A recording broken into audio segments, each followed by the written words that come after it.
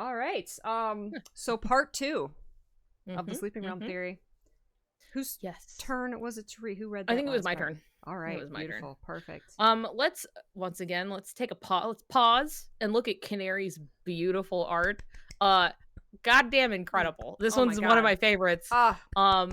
Beautiful.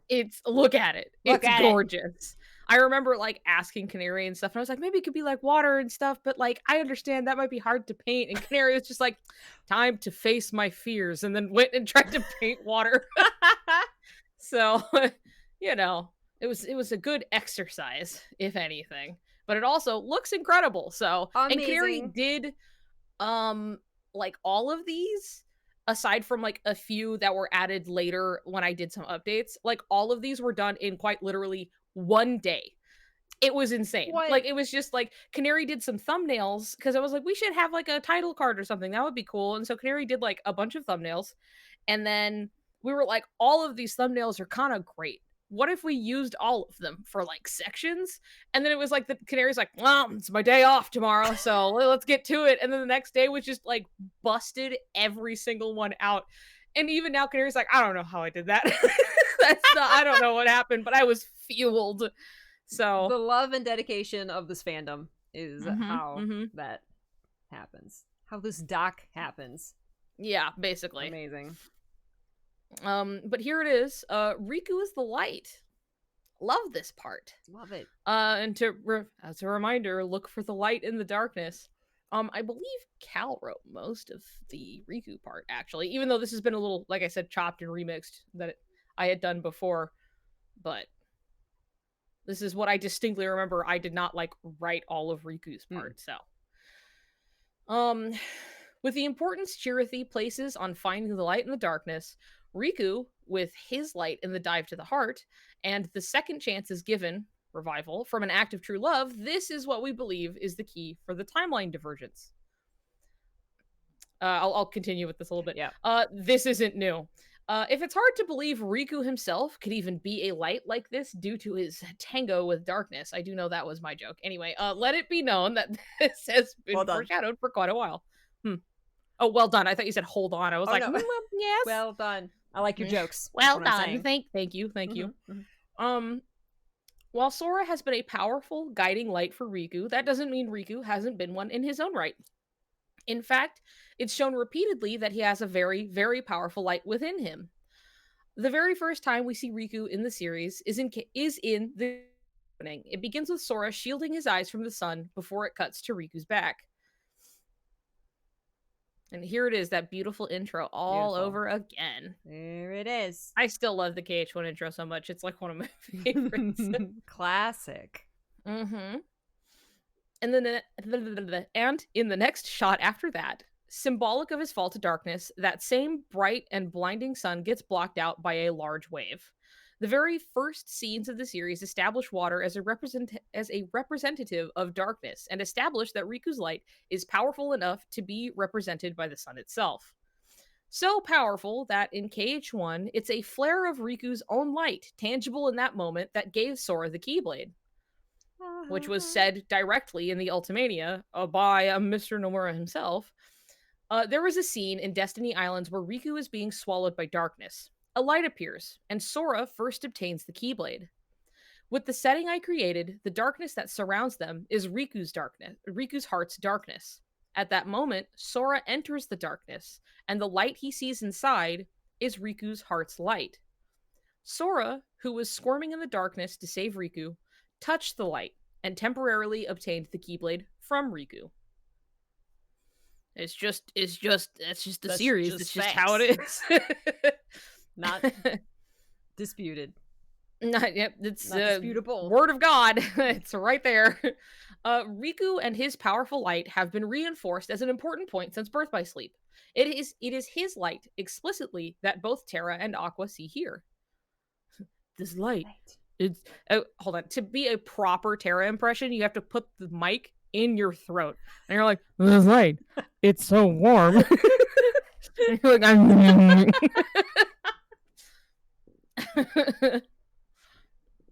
And Aqua's just like, "What's that light? What's going on?" Wow. God, Gosh, that looks familiar, huh? As in this tunnel of light. I'm seeing everybody kind of just lose it. It's making me laugh. Perfect Terra impression. I'm so glad. Hold on, let me fight a raid boss. Kingdom Hearts. Well, Kingdom Hearts. More likely than you think. Never stop. Okay, Hudson. Both are shocked by it. Both comment on it. And ultimately, it leads the both of them to Destiny Islands. In Aqua's scene, her eyes and the frame keep gravitating towards Riku. But the moment Terra gets a good look at Riku, he recognizes the light in him and states it plainly. Because he's a simple boy. I was going to say, I don't think Terra can state anything complicated, so... There you go. He calls it like he sees it. And now the light has led me here. Light. Was I guided here in order to meet that boy? Can you do Terra in all the fan dubs, please? Yeah.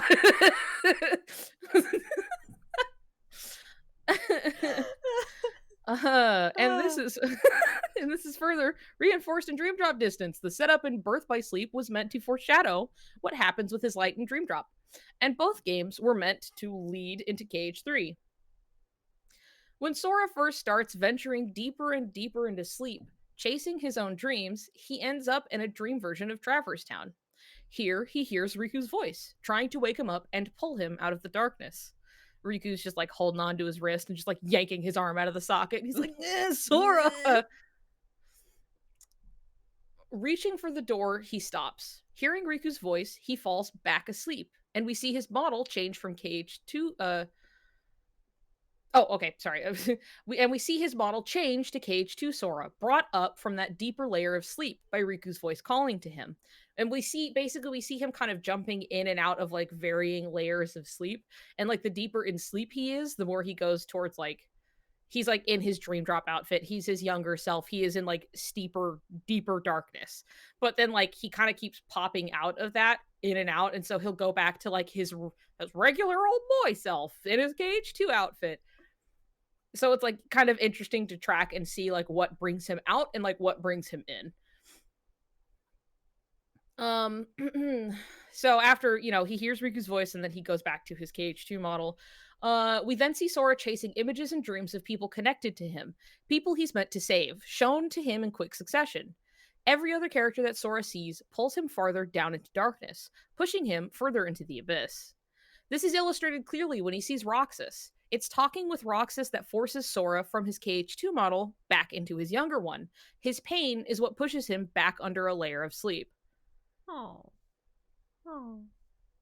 And then it's Riku and he's just like, Sora, don't chase the dreams.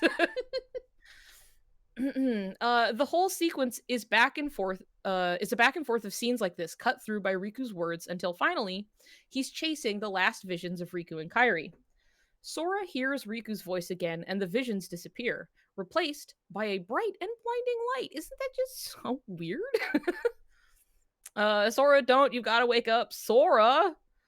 And he's chasing. I had completely forgotten about this scene. Like when it was added in, that it was just like, hey, yeah, remember that part in Dream Drop where he's chasing and like Riku talks to him, and then he's chasing a light and reaching for it, like he did with Riku before. And I was like, oh, that's nice. Look at that. A light that takes him to when they were kids, when they met Aqua, and when Riku's light was so bright it managed to call 2 Keyblade wielders from across the universe. And here they are, and they go meow, they run by. Until we get a suddenly interjected Ansem, Seeker of Darkness, the literal embodiment of Riku's fall, a physical reminder of the time Riku's darkness was great enough to eclipse his light. Live editing. Sora is then yanked from this happy memory, and I mean yanked, like the camera is, he just flies backwards. Yeah, Sora is then yanked from this happy memory and very literally dropped, plummeting in front of Xigbar, who tells him it wasn't easy inducing a second sleep. It wasn't easy putting you into a second sleep, and he almost woke you up.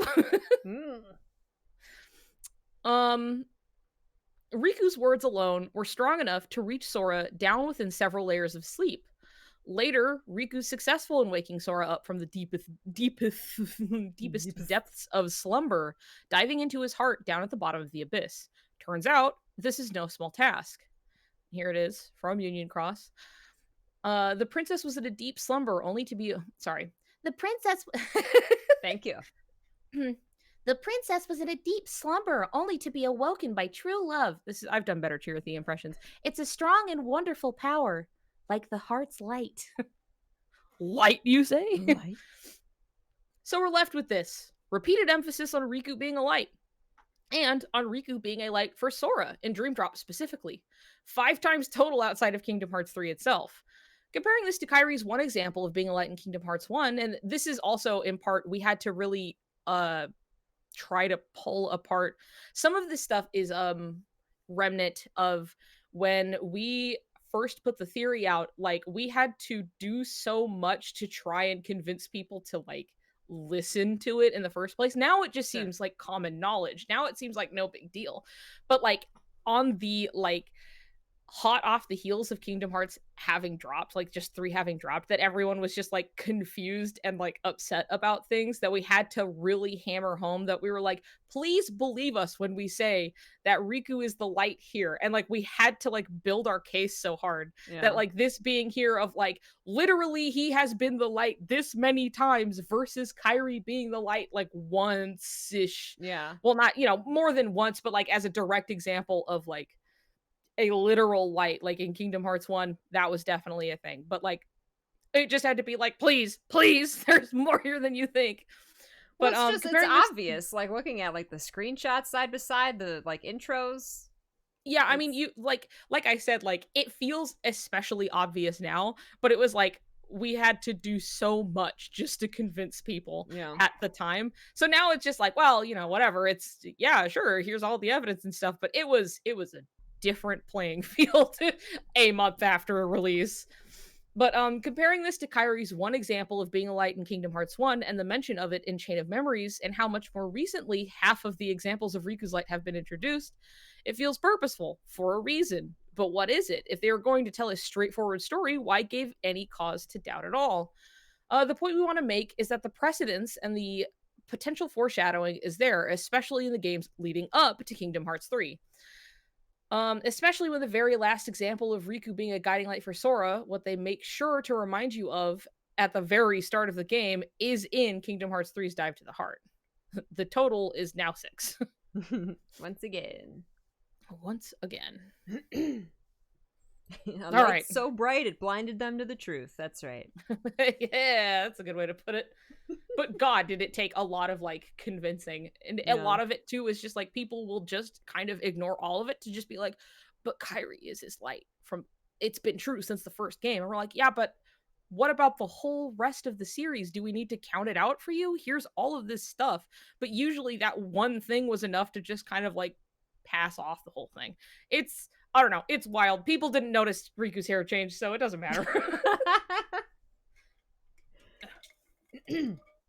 Self-sacrifice.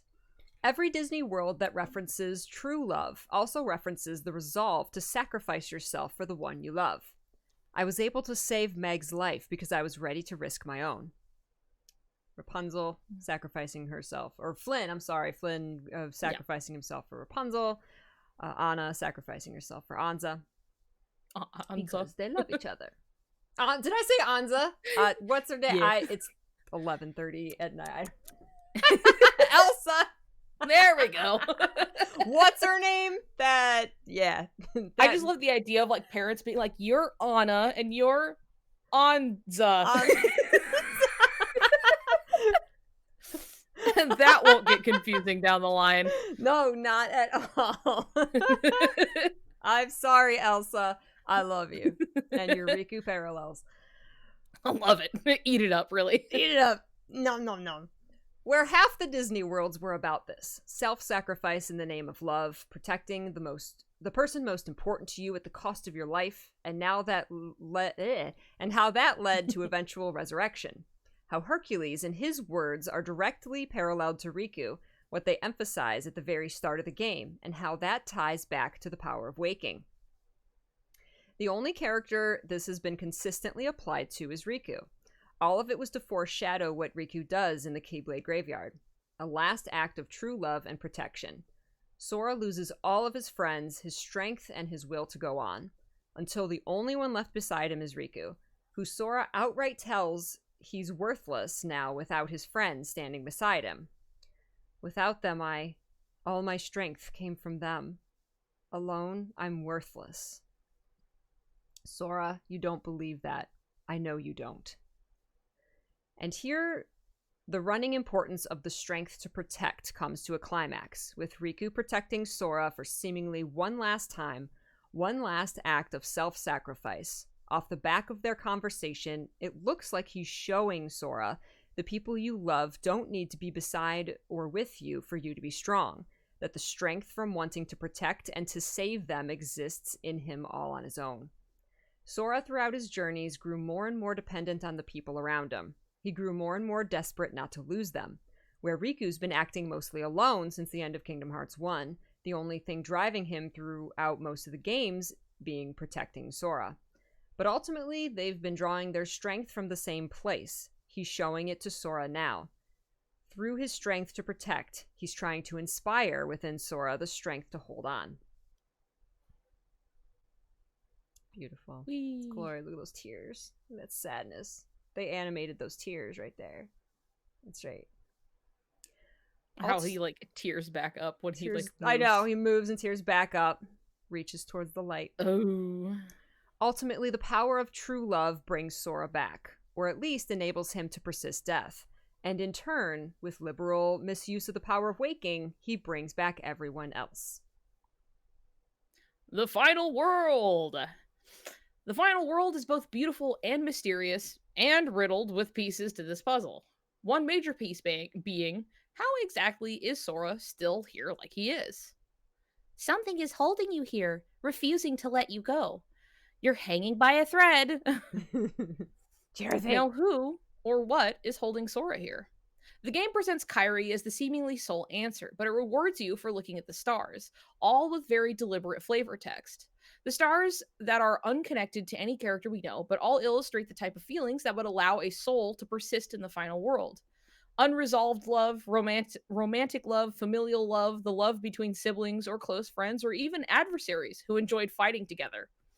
Love of all kinds, strong bonds you don't want to let go of, feelings you don't want to give up. Chirity itself doesn't mention specifically what's allowing Sora to persist, but the only two voiced cutscenes both purposefully mention Kairi and Riku. With Naminé's star cutscene, we understand it's Kairi that keeps Sora's form together. She's fighting with all of her strength to keep you from fading away. So the reason I retain my form in this place... Stick a pin in this, we're going to come back to this one. But with Nameless Star's cutscene, we understand it's Riku's words that allowed Sora's heart the hope to persist, to arrive in the final world in the first place. Oh, you mean know in my heart he will return without any proof? Exactly. Believe. I thought it was all over for me, but a friend of mine looked me in the eye and said, "You don't believe that." When we look at the other stars present in this section, it becomes obvious what's keeping them persisting in the final world is the need to hold on, not give up, or give up either their regrets or their happy feelings or unfinished business. And that's what Riku's impact on him was. If you're somehow still unconvinced that Riku had anything to do with the final world, or that his sacrifice wasn't relevant to the in-game events, we have something fun for you. It could be easy to miss the first go-around, but we'd like to call attention to the world logo for the final world, specifically to the footsteps for starters. What footsteps? Those ones, right there. Right at the beginning. They seem a bit out of place. Why are there even footsteps here? What does this have to do with the final world? Until you considered what it is that just happened. Calm footsteps walking straight into a large burst of light. And a flowing of clouds. When you walk away, you don't... Sorry. Really take a look at that final world logo, too. It's man. just Look like... at the footsteps. Right? Boop, boop, boop, boop, boop, boop. It lines up just like so walks well. up and then just like... Whoosh. It's so good. Like, one, it's just cool to see, but it's also like, man, that's weird. Why would that ever... I'm sure it's nothing. Anyway. How strikingly familiar. In both visuals and sound. Yes, even the sound effects are the same. What? And there are little links to them Oh. that you are going to pull up, but I can't. I'm sorry, it's insanely loud. My bad.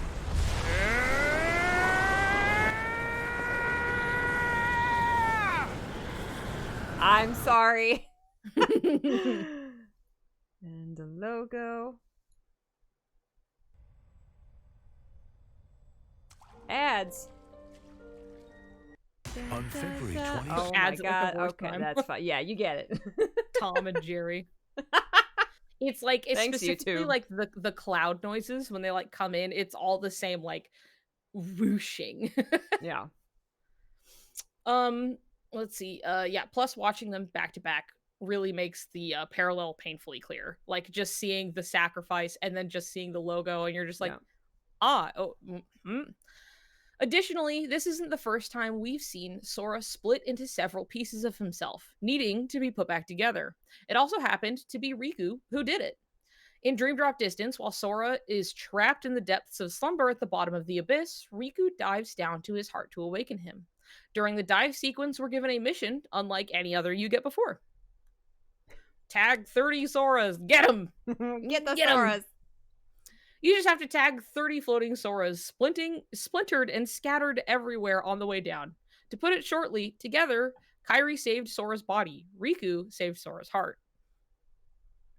Translation notes. Here lies the biggest and probably most overt hint that Riku is more important in this whole sequence than is surface level presented, which was almost completely obscured in the English translation.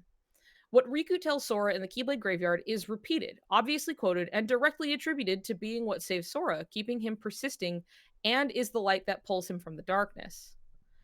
Sora, I believe in you. You won't give up. Sora's conversation with Nameless Star goes a bit differently too. You too. You're not giving up. Like in quotes. It's the same like phrase that Riku had said. Not giving up? That's an option too. I hadn't even thought about it. I think it's better that way. There's someone I know who taught me that there is no option to give up. To like, and again, it is quote same. It is the same phrasing as Riku. The context of this conversation makes what keeps a heart persisting clearer than in the English version. Sora recognizes not giving up as something Nameless Star is already doing, by virtue of her being present in the final world at all. And the biggest change, the bottom lines of the journal entry for this entire section were omitted from the localization entirely, and the English paragraph it was replaced with is nowhere to be seen in the Japanese version of the journal.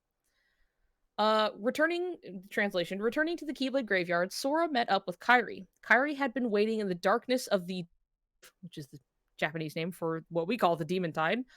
With the power of the pure light of the new Seven Hearts, Sora's heart was stopped from fading away. Taking Kairi's hand, he returned to the Keyblade Graveyard to the point before their defeat. And then this final, like, tag bit, the, quote, don't ever give up, will of a heart of light, overturned the overwhelming power of darkness. Worth noting here that while they both say something along the lines of not giving up, Kairi's phrase comes later and uses a different tense and subject. Riku's words are the one directly fitting what was left as a quotation in the journal. Like, it is just like, the point is, like, they may have said something similar, but they are directly quoting Riku several times.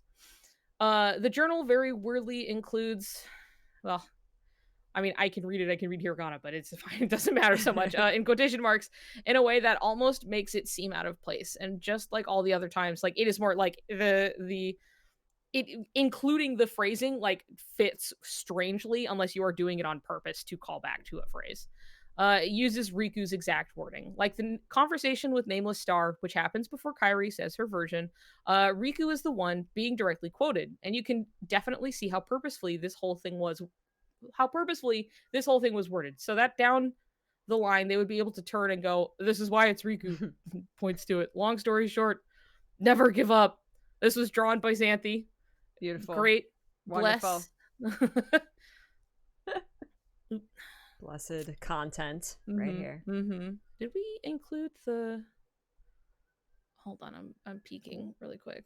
Because there was like a part and I'm wondering if it was included in there. Because in the journal very specifically... I don't think it is. I'll bring it up though.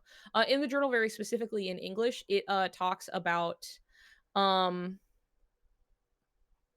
It talks about like what was it? Oh yeah, like Dawn Dawn chases away the night kind of a thing, as like a very like Riku specific like thing in place of it. It's just not like the exact same. It's just odd. It's just odd. But I remember reading that and being like, oh, so you mean Riku? Like Riku was the reason? I mean, it sure would make sense with everything.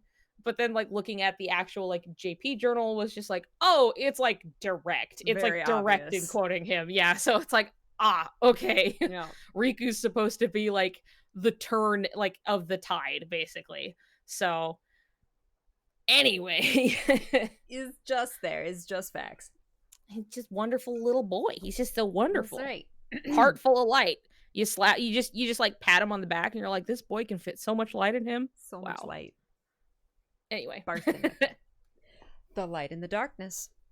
So why then, when it's time to go, is Kairi the only one mentioned? And why in such an odd scene? Sora goes back in time. We see Riku's self-sacrifice scene through Sora's point of view this time, reminded of the message Riku's trying to tell him to not give up, before Sora gets plunged into darkness with a single point of bright light. With no direct prompting, Sora calls for Riku, reaching for this light like he reached for him in the KH1 opening, like he reached for the light in the dive to the heart. All this reaching Wow. for the light. All of this reaching. Oh my gosh. Just and reaching. It's not. Don't forget it also in Dream Drop as well was happening as he reached for that light. For that light.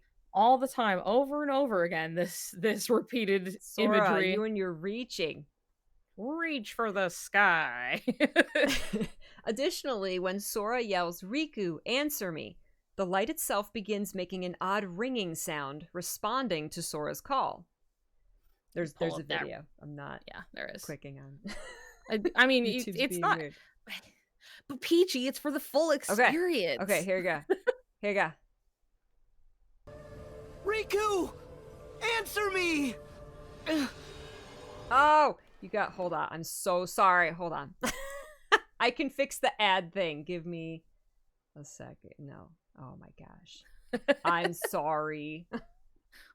I'm sorry. I'm sorry. Hold on. I need to do it this way. I need to copy. Here we go. Hold on. My apologies. Okay, here we go. Hold on. Here we go. Here we go. Here we go. Here we go. Here we go. I got it. Riku! Answer me. Answer me! That ringing. He's so surprised. What? What do you see, boy? Tell me. What do you see? This light, it's brighter. It's shining. It's responding. Wow.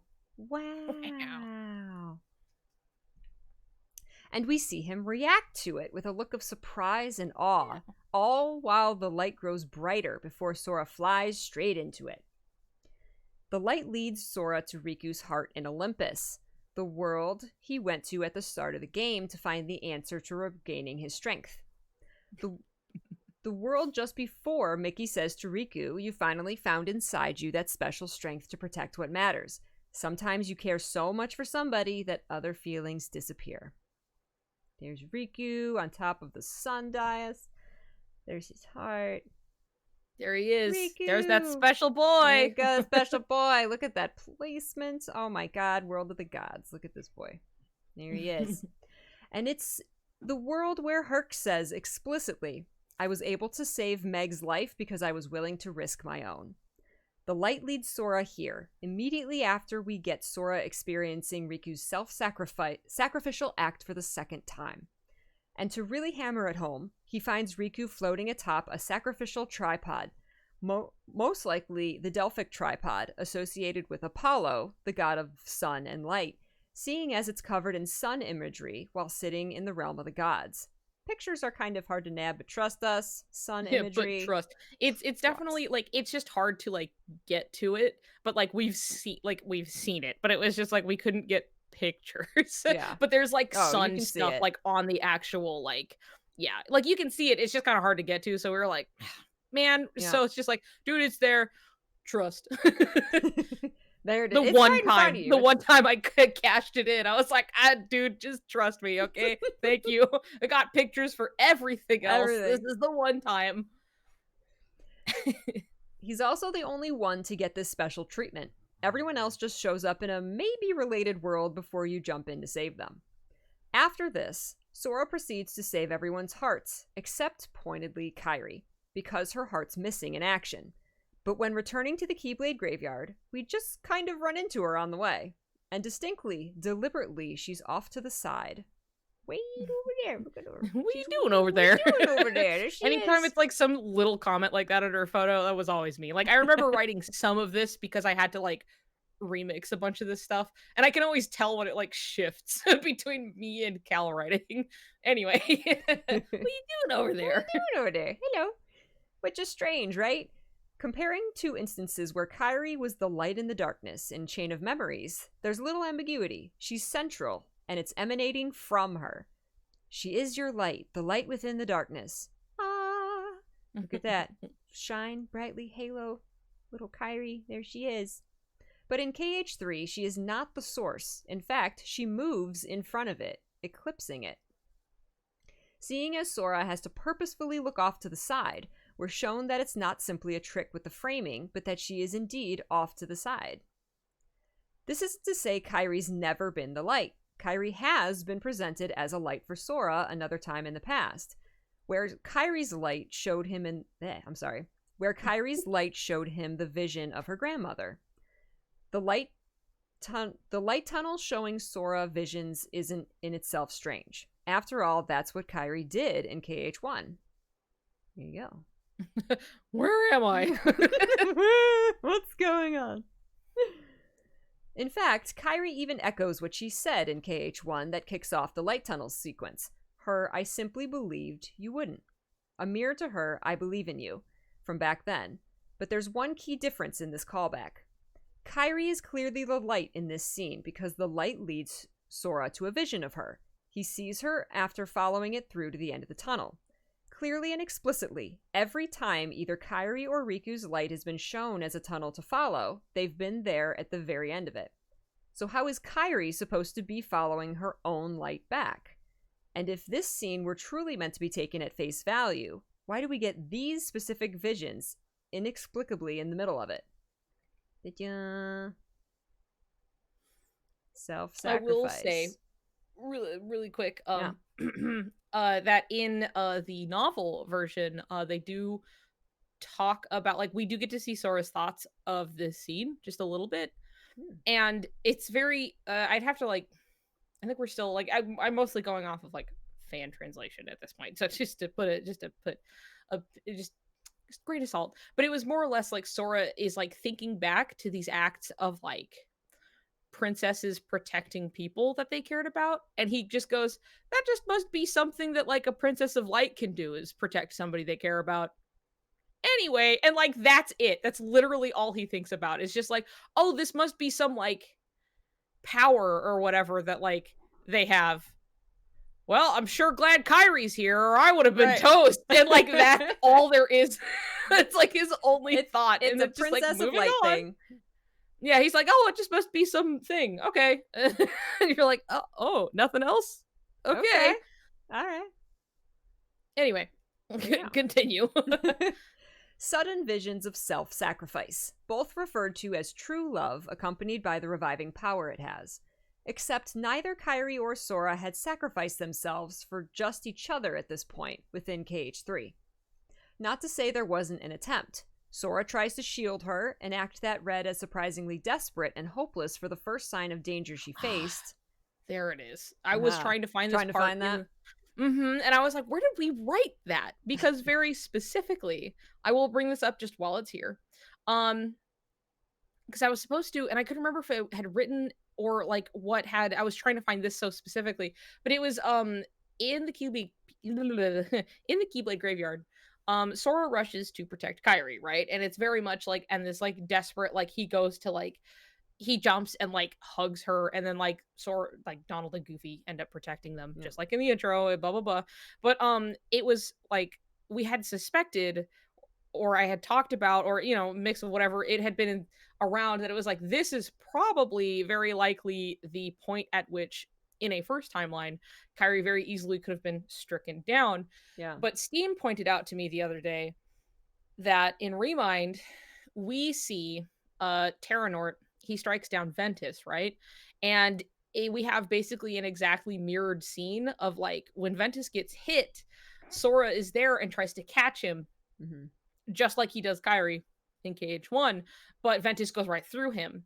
But what's left is Ventus's heart, very all KH1 parallel stuff. But what we're seeing is basically like Xehanort just strikes somebody down and like so hard their heart pops out. So it's like we have this example, and then like we had already suspected that like that point where like Xehanort goes to strike Kairi and like Sora gets in the way, which he reacts to so like viscerally. Yeah. It's just like if that had been the point that she had been stricken down the first time, that would make sense of this reaction. But then it's just like, oh, there is another example of this exact thing happened, and it is also paralleled to Kairi almost directly. So it's like, because the mind Anyway. might forget, but the heart always remembers. Yeah, exactly. If it happened, it happened, and it's stored somewhere inside of you, whether you remember or not. Right. It was more of a like an instinct to go and protect her because his heart would have Knew that had, remembered like- that she had been yeah, struck yeah. down there. Thank goodness Anyway. for Goofy. Thanks, Thank Goofy. Donald, don't. Anyway, you may continue. Not to say there wasn't an attempt. Sora tries to shield her, an act that read as surprisingly desperate and hopeless for the first sign of danger she faced. Like his heart remembered that she was going to die in this battle no matter what. But Goofy blocked the attack and nothing came of it. And most importantly, for all the danger she's in, none of Kairi's scenes read as self-sacrificial. They read as resigned. This light that Sora assumes is Kairi, but which she never confirms or denies, a light that led him to Riku's heart originally. This light begins showing him these scenes of self-sacrifice, and Sora makes a confused jerking motion. And in reaction, Kairi is also confused, which would be weird, considering if she's the light, she should be the one showing him these visions in the first place. And when they follow the light back to the Keyblade graveyard, for no reason, we get this. This is so perplexing to me. Like, what is I love happening? it so much. I love it. What is happening? Here's one fun fact really quick is like I remember talking to Xanthi. We both noticed this because this GIF is slowed down, you have to know. So it's just like it happens real fast. But both Xanthi and I saw this happen and we were like, we can't bring that up. People will think we're reaching. But we did see it. So we just didn't say anything. And then like later after the doc had been out and people were like believing what we had said, you know, people were like, oh my god, whoa, you know, we're like, well now, you know, maybe this could be brought up, but it's like we had forgotten to say anything basically because we had both seen it. We're just like, we'll just pocket this bad boy and we'll just because we just gotta like really slow our roll with what we're bringing out. And then later like Cal and Gemma had been like, are you guys seeing this? And we're like, oh yeah, we forgot. We're sorry. We forgot to say anything. Put it in, they're like, I can't believe you. But there you go. That's the fun tidbit about this little segment with this GIF and everything. So and so now it's in here and you can see it too. Reaching towards the light once again. They go into the light. There's a solid 5 seconds where all we see is a white screen and then this shot. We see Sora's right arm outstretched, holding Kairi's hand, but she's omitted from the frame entirely, because the focus, what they want you to see, is Sora reaching for the light one last time. A light that shines on him from the very opposite side of Kairi. And the still frames illustrate this very, very clearly. Here we go. Looking to the left. Reaching where the light is very clearly on his left side. The light source is clearly to the left. It doesn't even touch his right arm, and therefore Kairi until the light takes over the scene. Why did they animate this shot the way they did? In fact, if Kairi were the light, if we were meant to take this whole scene at face value, for what reason did they include it at all? The light shines, Sora makes a bewildered sound as he reaches for it, and when they land in the Keyblade graveyard, you can clearly see his head turned away from Kairi. His eyes are searching for something to the left. But all this isn't to say Kairi isn't doing anything. Oh, no. She's doing probably one of the most important things. In fact, she just did it. His face there is creepy. Yeah, like, he's really out of it in this like shot. Freaky, like his eyes shell-shocked. are like really just like, it says that like he's looking to the left, but it's mostly like his eyes are just searching something that isn't there. And it's just so odd. It's like, why? It's weird. Why? It's why? creepy. Yeah, it's very odd. It's definitely, and like I don't like to look at the gift too long because it is kind of of creepy. It is really like, legitimately creepy. All right. This, by the way, this is like one of the biggest like when we stumbled on this, I will have to say Gemma was the one who made this connection. I remember waking up and having seen her chat like blow up. And I went back and I was like, oh, what's everybody talking about? And I was like looking through, and there was this moment where like I remember it just like hitting me before they got to the conclusion in chat, and I was like, oh no. Oh god. And this is where I'm saying everything is on the test. This is a specific detail that comes from knowing the interviews offhand. Oh, like man. This was something that like we remembered he had said, and it like applied. And it's just so like, oh my god. But it was like finding this too that was basically the moment where we were like, oh, we are not reaching. Like we didn't really think we were reaching, but this was something that was so solid that we were like, so it's real. So it's real, right? Okay. So anyway, I love this bit. I'm excited to read it. A whole new world. In Dream Drop Distance, we get an interesting dividing line shown to us most are unaware of. When Riku goes into the world that never was, he first enters Sora's dream version of it, because he is in Sora's dreams the whole time. Later, he escapes Sora's dreams and makes it back into reality. What gets missed, or passed off anyway, is that only then does the world logo show up for Riku. It turns out there is actually a really neat and explicit reason for this that Nomura explains in a Famitsu interview. The question, I want to ask more about the world that never was. Is that world a part of reality, or is it... See, I feel like I copy pasted this, so I'm not taking the blame for that one. Or is it also a world of sleep? The answer being, when that world's logo appears, it indicates the boundary between dream and reality. When Sora arrives, it's reality, and then goes into a world of sleep. Riku arrives in the sleeping world, and as you progress, the world logo appears. That's when it becomes reality. So, Riku even comments on / questions dream into reality once this point hits. This place, did I finally make it out of the dream? Before we're then shown the world logo. He asks this question, he's walking off, and then it's like, woo, and it shows up and everything, and it's cool. Logo. Mm-hmm. So, when connecting to the real world, the world logo was shown to signify a switch from dream to reality. So why is it we bring all this up, you ask? Is it ever used? Is it ever even used in the series again? You bet it is. This, my friends, is when we officially switch tracks. The first time we arrive at the Keyblade Graveyard, we aren't shown the world logo. Ever. Kingdom Hearts 3 shows us exactly when we make this switch from dream to reality, and it's right after Sora finally manages to save everyone's hearts.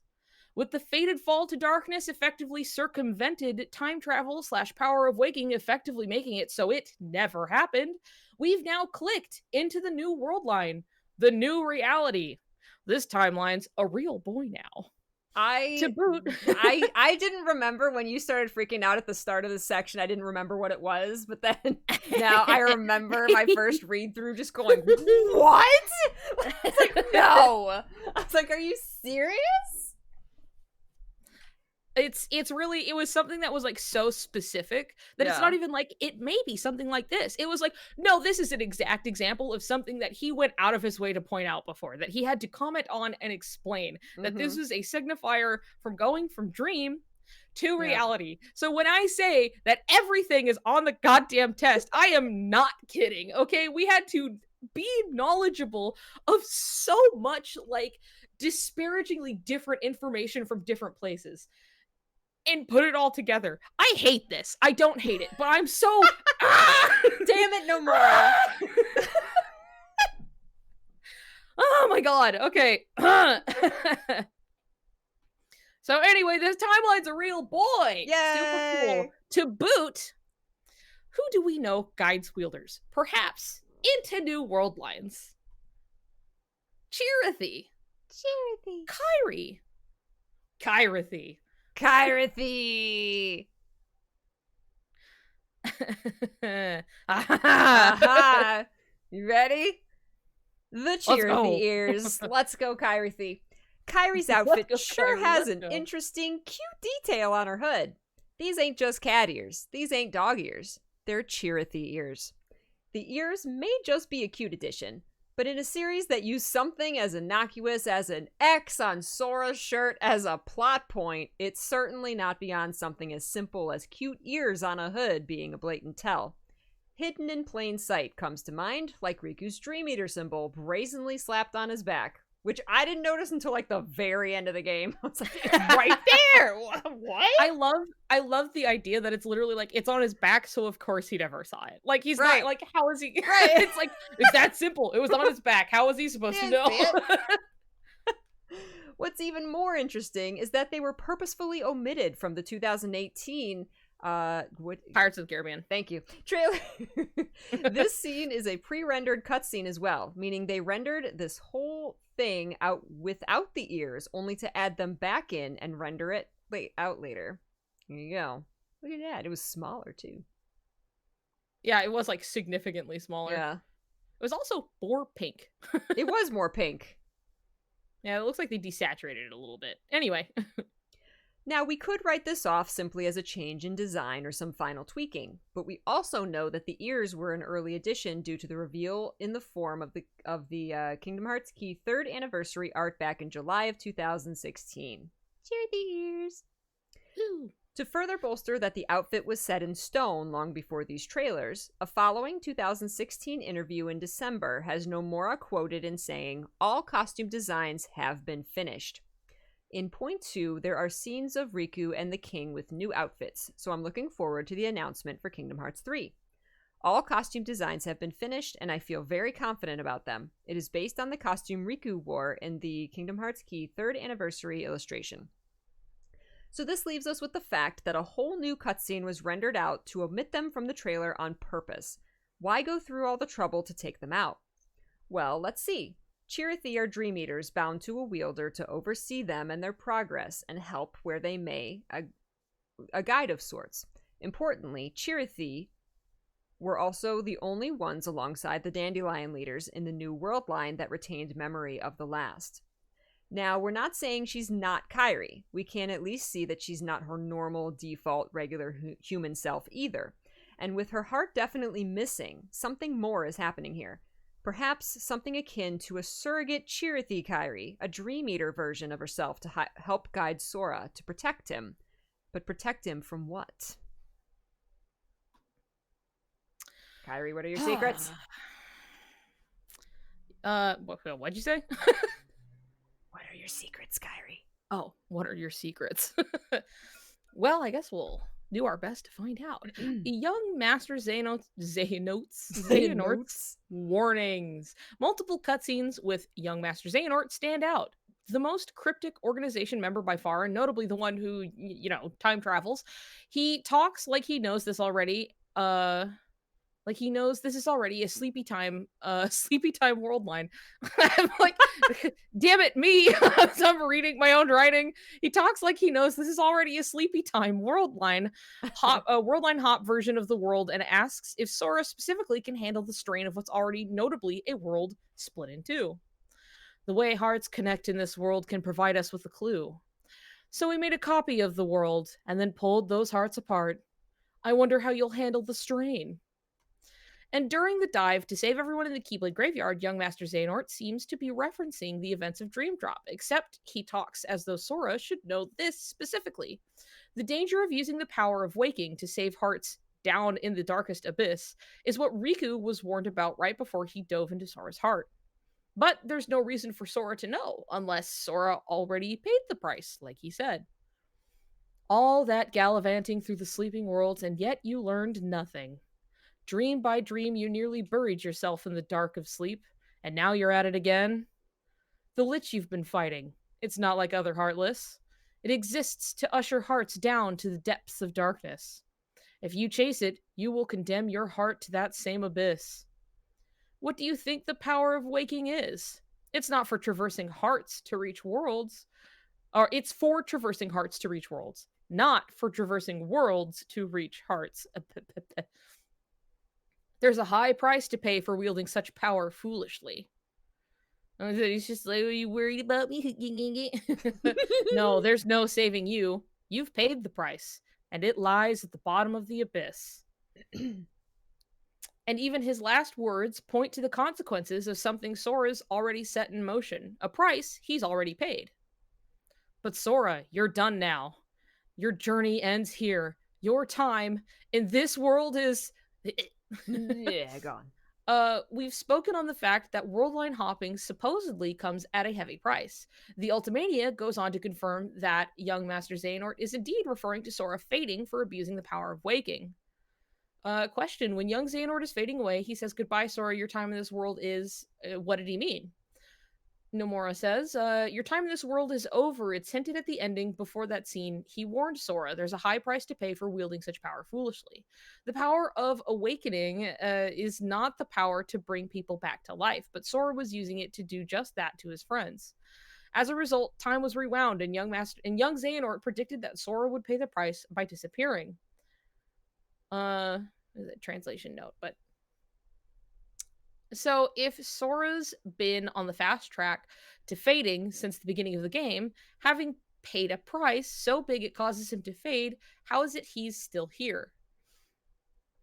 Timey-wimey, wibbly-wobbly time stuff. Power of friendship. Yay! Abusing All nature right, you ready for- taboos left and right. Kairi, superstar. Superstar. But first, let's start with Namine. In the final world, you can talk to the stars. These stars are the remainders of people's hearts a step before death. But most importantly, Namine, that sweet baby angel, is here. That was me. I mean, most of it's me, but every time it's like some dumb thing like that, it's like, yeah, that was me. That was me. Of course, with everyone having fallen to darkness, you'd expect her to. She was in Kairi's heart, after all, and says as much. I was in Kairi's heart. But then we were struck by a powerful darkness, and I woke up here. She also explains Kairi being the reason Sora's form hasn't faded. She's fighting with all of her strength to keep you from fading away. And these things are ultimately true, but something doesn't quite sit right. It's said that with everyone falling to darkness, Namine got knocked out of Kairi and thus ended up here while Kairi fought to keep Sora together. The problem is, when? I'm afraid that no one else arrived with you. When asked about his friends, Chirity tells Sora that nobody arrived with him. In the original Japanese script, Chirity is even more specific in that nobody arrived at the same time as you, implying that yes, people have arrived, but not just now with Sora. So how is Namine already here? It wasn't from everyone falling to darkness just now. Nobody arrived with him. The only way she could be here right now is if she'd already been here. If some great darkness has struck them down once before already, like perhaps in a first timeline.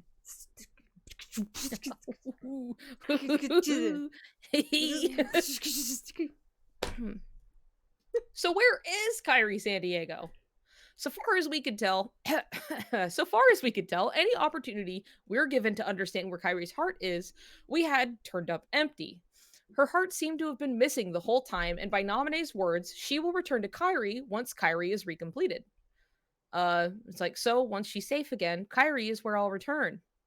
And if that's the case, with Naminé being in the final world the whole game, Kairi's heart has been missing just as long.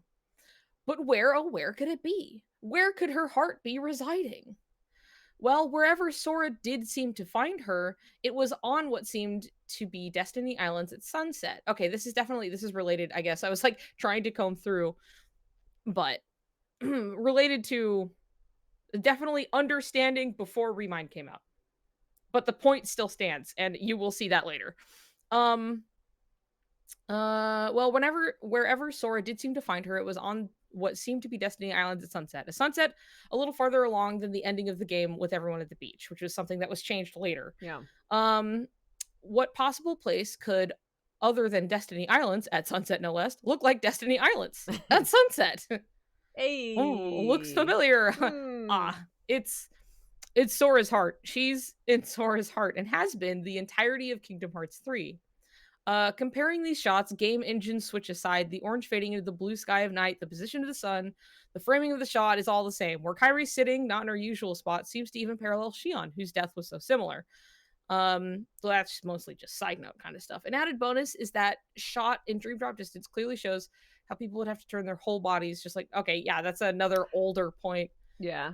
Yeah, before they changed it. Before they changed the ending. And then they took that entire shot out of the ending. Like, just straight removed it, which is wild. Yeah. Yeah. Look at those two shots. Look at that. Look at that. Look at that. Look at that. So interesting. So here was down below that fun stuff is another piece of Canary art. It's so Canary, fantastic. we do not deserve you. This one was like my background for a while because it's so pretty. Oh, it is. We are always connected. I guess it's your turn actually. So okay. Kairi's inside me. Once again, like in Kingdom Hearts 1, it sure seems the case. Whatever the process that necessitates a world line hop, whatever price we have a sneaking suspicion Sora has paid, she helped facilitate it and has been keeping Sora's form together from the start. This also strengthens the possibility of her connection to the mysterious watery dark side from the beginning of the game, whatever this would imply. Though what this means for the state of her body, whatever this means for the state of her body is in throughout the game is still mysterious, but not entirely impossible to pin. Regardless, with this premise in mind, combing back through the game, there are plenty of subtle hints that now make a lot more sense. Throughout the game, there was a always pointed and repeated emphasis on keeping your friends with you in your heart. This isn't new to the series, of course, but every world where separation was evident and stressed over again and again, even throughout the final battle, Sora and other characters would touch their chests and proclaim their connection with their friends. Distance doesn't matter. Andy's part of their hearts, just like my friends are a part of mine. I know what it means to share my heart with others. It's okay. That one's really on the nose. Right? It's okay. Baymax is here. What matters is I'll be here from now on. Kairi will be all right. I can feel it. Hand on the chest. Connection. This last scene is especially stood out as strange. Xion, for all her connection to Kairi throughout Sora's memories, isn't actually connected to Kairi's heart. She shouldn't, so far as we understand, be able to feel what happened to it.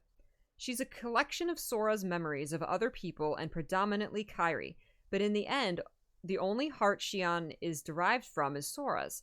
The only heart she should be able to feel is Sora's, illustrated clearly by how, when she died, her heart went back to Sora. If anything, this may give even more parallels to Xion, informing us more on Kairi's strange death. And we know because of Riku, Sora's heart has been wide open as a refuge for anyone who's ever needed it since Birth by Sleep. So maybe there's somebody up there in all those worlds who's really hurting, and they're waiting for you to help them. Maybe they just need you to open your heart and listen. I don't know, Riku, you say some weird stuff sometimes, but I'll try it. I'll try it. Whatever you say, Riku, I'll do it. Say some pretty weird stuff sometimes. Fly up into the sky, Sora. Here I go. Okay, Riku. Given all of this, it's no surprise Kairi's heart went inside Sora in KH1, and it would be no surprise for it to go there again. Also, the idea of Kairi being a projection of sorts isn't far off from Sora's visions of her in KH1. She'll walk and talk, not just memories, but hold almost entire conversations from the haven of his heart. Also, recall YMX's cryptic warnings from Toy Box. The way hearts connect in this world can provide us with a clue, so we made a copy of the world and pulled those hearts apart. I wonder how you'll handle the strain. The strain of what? So early in the game, while still trying to regain the power of waking he has yet to abuse, this line stands out as a little strange.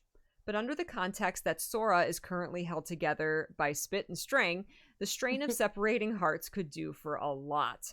Especially when there's the one heart, the focal point, Kairi, channeling the power of the 7 princesses of heart to do it. Remember when we said that this was important? 7 lights from the past, restarting Sora at the beginning. Like the journal says, they kept Sora's heart from fading. They've just been doing it the entire time is all. No big deal.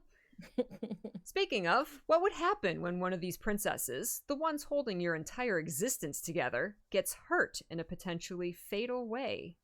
Oh my god. Ouchie, ouch. Ouch. Oh, Anna. This scene suddenly makes a whole lot more sense. Anna and her sister Anza. Anza. Make it happen. Okay. Whew. All right. So this one is definitely. Oh, this is something I added. Literally, I was like typing this, and then Peachy called me on Discord. I was Oh like, my god. this little addendum I had to put in because I was like, I do not have the time really to go and completely rework like this whole bit with the ending, but I can't like pretend it didn't change. Mhm. So I just wanted to write a note at least to be like, hey, Yeah. yeah, the ending did change very significantly. But like it doesn't really get rid of any of our points from before. They were like additive, sure, but like all of this is still here. Yeah. So anyway, let's go to the beach. Ending change addendum. Real quick note, with the DLC coming out, there was a mention of some scenes being updated and touched up. And I suppose by that they meant change scenes entirely. For example, they removed entire shots. Naminé and Xion looking towards the tree, gone entirely. Donald pointing to the ocean and being stopped by Mickey, also gone. Well, what's interesting is that with these changes, it wonderfully paints our points for the original ending with how everyone is pretty clearly looking out to sea versus looking at the Paupu tree. Whether it means anything in the end doesn't matter too much, but what we saw was definitely there. And given it's so different, we're leaving up the old analysis because those observations are still worth looking at. Also, I'm one dude, okay? Cut me some slack. So while this doesn't actually change any of the conclusions we came to, we feel it's important to at least acknowledge. Anyway, back to your regularly scheduled theory. Okay, so speaking of things that start to make more sense, pieces and parts of the ending start to come together. Initially, the perspective doesn't make sense for what the game wants you to think is happening at first glance. In fact, if you really look at the sequence pointedly, the sequence pointedly gives you just enough information to tell. So again, obviously take all of this with like a pin. This is based on the old ending, and Remind did change it pretty significantly. So, but we're gonna go through it anyway. Let's see. Oh yeah, and people also were like upset by what we pointed out in here. So again, there's a lot from Cal that was like initially the perspective doesn't make sense for what the game is happening at first glance. In fact, if you really look, the sequence pointedly gives you just enough information to tell. Look, we've had enough people nitpick the scene, so we're going to be painstakingly thorough about this. As Riku, Roxas, and Terra run down the length of the beach, we're shown some very key things about the positioning of each of the characters, especially in relation to each other and to the ocean. Like I said, we're going to get painstaking. At the start of the scene, Aqua stands in the very middle of the beach. We can clearly see, we see clearly if she were to look straight ahead from this point, she would be staring directly out at the ocean at the setting sun. The more important thing to note here is that Xion and Naminé are further to the right of her. They never move, and most importantly, Donald and Goofy are the characters the absolute farthest from the tree. Which is real weird when you consider Donald is the first character to spot something out there in the distance. Staring straight ahead, he walks in a straight line from where he stands to the right of his sand statue. All right. And we see Mickey walk across the beach to meet him. This whole scene does not exist anymore. It is just gone, which is like Why? What? Why? And once he gets there, Donald does the strangest thing yet. He leans over Mickey's left shoulder, points to something on the very opposite side from where the tree is. We know from these shots and the general layout of Destiny Islands, if these characters were to the right of the shack, and especially if they were that far out in the middle of the beach, the point they'd be looking out at would be the middle of the ocean, not the tree. And every character is facing the same direction with a look of mild or neutral shock. Or if you know your Mickey Mouse, a smile is as close to it as you can get. Main thing is everyone is looking out at sea, except pointedly the nobody kids. So everybody's kind of looking out, and then like Roxas very specifically. Yeah, he very much like turns, and it's like I said, it doesn't seem like that wild because you're like, well, yeah, he just kind of blinks and looks over the other direction, right? But like people were like, no, I don't see it. So again, it was like, look at their eyes. Like Cal went and made this and was like, you look. We see this with Roxas clearly. He turns to look at what everyone else is staring at first. Before he blinks, notices something off to the side. His line of sight in the last frame of this shot doesn't match up with any other character in the same frame, and in fact crosses over Aqua's. This is clearly animated, clearly deliberate. Both illustrate that none of the other characters were looking at the tree, and that this was done on purpose. And then we have the girls, interrupted in the middle of their date. They're also the only ones clearly looking out at the tree. And while there's a hint of Xion doing it too in the very last frame of their scene, Naminé, it's clear. She's shown as the only character with a clear reaction to what she's seeing, a smile. Because she just looks up and then she just smiles sweetly. Sweet angel baby. That these three look at the tree and the others look at something else. Like, look at Riku. Look at, like, not.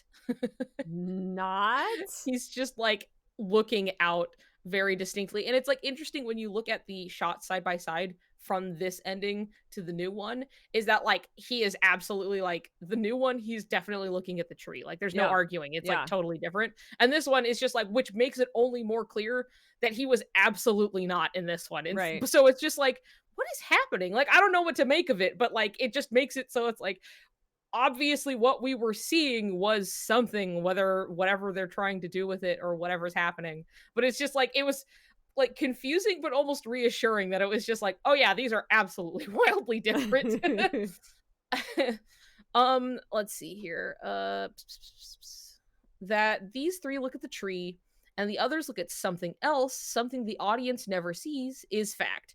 That was definitely Cal. Is fact. Donald, from where he stands to the right of them, stares straight ahead, and we see here, clear as day, Naminé and Xion have to angle themselves to stare at something off to the side. If Riku is truly behind the tree in this shot, why is the sky... Oh yeah, this is something also that got changed. If Riku is truly behind the tree in this shot, why is the sky behind him completely orange? Why isn't it blue or blue tinged at all, like in the Sora and Kairi shot? These are two different points of a sunset. Two different times and two different worlds. But like I said, this did change, and so like the updated shot of Riku is one, clearly looking at the tree, and two, the sky does actually like match up. So it's like very like, it's just like, yeah, it certainly was different though. So yeah.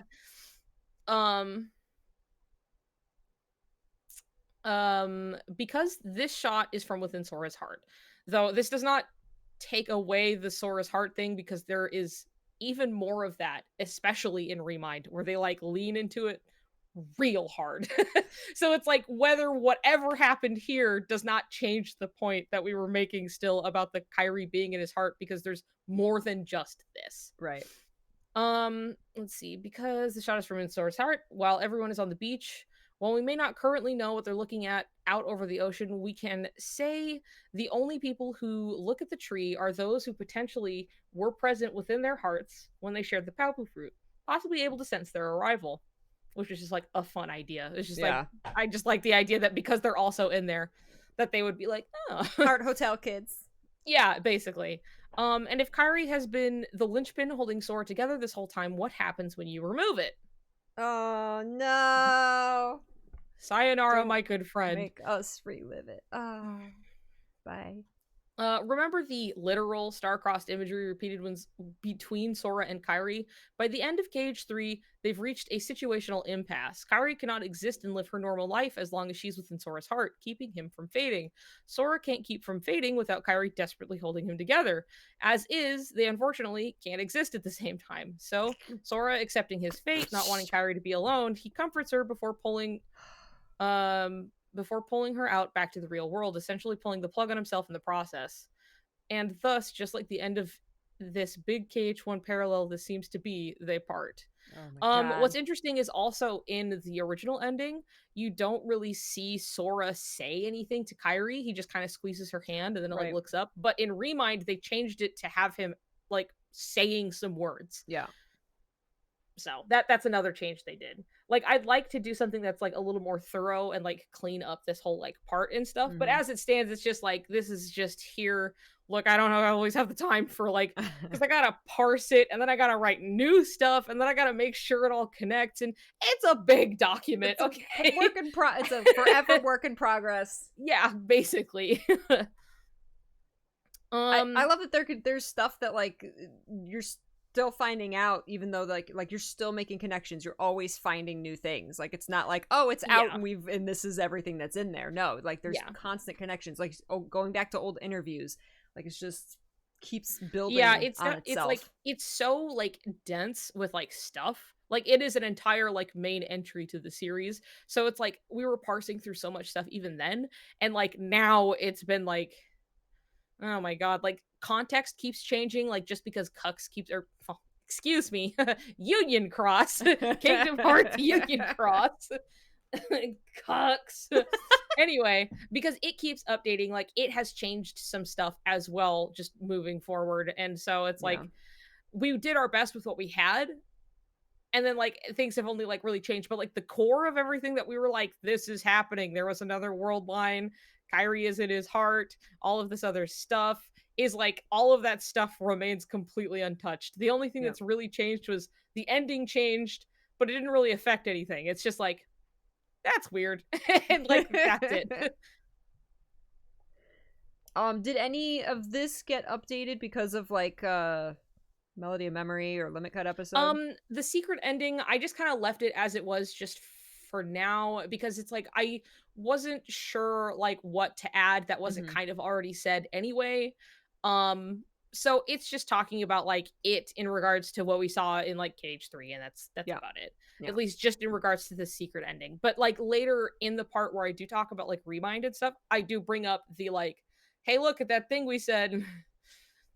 Well, they talk about it, Right, you know? right. It's just like, we said it was a dream, and then they were like, Riku's like, in my dream. We're like, wow, no way. What? I'll always remember seeing one person in particular like nitpicking about this specific thing, and they were just like, oh, it's not his dream eater hairstyle. And because we were like, look, he's in a dream clearly because of many things, but also he still has this hair. And they're like, no, it's not a dream, it's not this. And then like literally word for word it was like, I've been having this dream, and he talks about the secret ending, and I was like, ha ha ha, that's so interesting. Anyway. It's the little things, you know? It's the little things, those little revelations. Yeah. Right. The secret ending. If the secret ending confirms anything, it confirms Sora returned to the sleeping realm in some capacity and Riku with him as his Dream Eater. You can see that this is definitely like older, like yeah, just a little bit, but it's just like, again, it's sometimes it's hard to know little things that are little bitty things, but it's like obviously it is sleepy time, and we know this for a fact, so not wrong, but yeah. Riku still has his Dream Eater hairstyle. Ultimania update. This has actually been confirmed by Nomura to take place after Kingdom Hearts 3, and that when Sora disappears in the ending, he arrives here, more or less exactly as we thought. Boy, just everything else we know now. Question, I see. Then continuing on, I'd like to ask about the secret movie. Is the location connected to the ending? Answer, yes. After disappearing in the ending, Sora arrives in the world shown in the secret movie. Hello, Quadratum. Hello. Hi. Axel voice. Hello. It starts with them waking up on the ground, the telltale sign they've dropped into a dream, used over and over in KH3 alone, but this one particularly mirrors their drop into Traverse Town at the start of DDD. These parallels are, oh my god. Yes. Like the hand. Pointed, seeing as Traverse Town is where we found the Twiwi kids, and Sora has ended up where? Shibuya. Quadratum. Baby. Kind of Shibuya. That's this. Nomura. It's like whatever. Like my own suspicions are like this is like a Shibuya, or as is said in this Ultimania update, that it's like Shibuya. But like Quadratum is probably like how we see Yozora like wake up in the car. That's what I'm thinking is Quadratum, like the actual place. But like this is separate from that, and it's some dreamy time whatever, because it's very obviously Shibuya, but it's like he like wakes up from it. I don't know, Kingdom Hearts, we'll get there. Well, Nameless Star says the name Quadratum because that would be the real world that she's from. Yeah, that's what I'm thinking is it's like it is that world, and Luke starts driving a car and he's got a license and he's a citizen. And Yozora's asleep and he's taking a nap in the back and stuff, and then he wakes up and Quadratum news, and you know, it's fine. Quadratum. It's fine. Oh my god, Kingdom Hearts. Not just any Shibuya, Twiwi Shibuya, evidenced by the 104 building, or I'm sorry, 10-4 building. This is Twiwi specific. Ultimania update, Nomura also made that note that this Shibuya isn't the original in Universe Twiwi World Shibuya. It is Shibuya, it's Shibuya, not Shibuya? It's not. It's Shibuya, but Shibuya. As in some kind of alternate version. Question, is the place Sora is in the same world as the one in The World Ends With You? Answer, it looks that way. However, Nomura, looks that way, doesn't it? Looks that way, that's weird. However, rather than saying Sora has gone to the Twiwi world, that the meaning is that it's not exactly Shibuya, but Shibuya. Note, this is hard to explain in English, but instead of it being written in kanji, the name for Shibuya is written in katakana. Basically means it's not the same Shibuya in Twiwi, or the real world. Also, although Sora promised Niku and his friends that they would meet again in Shibuya, this video is not connected to that. Also, like in DDD, they're separated and unsure of where they are, searching for each other like before, but this time represented in a fun game of Spot the Color. This is so, oh my god. I've seen you explain this on stream and like go super like in-depth into detail, and I was just like fascinated the entire. I was like, oh my god, like how do you spot all this? Like, it was quite satisfying when I'm just like, the first time I was watching, it was like, oh, they're looking for each other. And the blue, and then we got the red and the whatever. And then like later, and it's just like Riku one is just like, I was dreaming and I woke up in this big city and I was looking for Sora. And I'm like, wow, no way. No. The blue, green, or cool colors stand for Riku. The red, orange, and warm colors, Sora. Look at that beautiful boy. Cute thing if it just looks like that in the next game. If everybody looks like that in the next game, just running around. Oh, I want it so bad. Are you kidding me?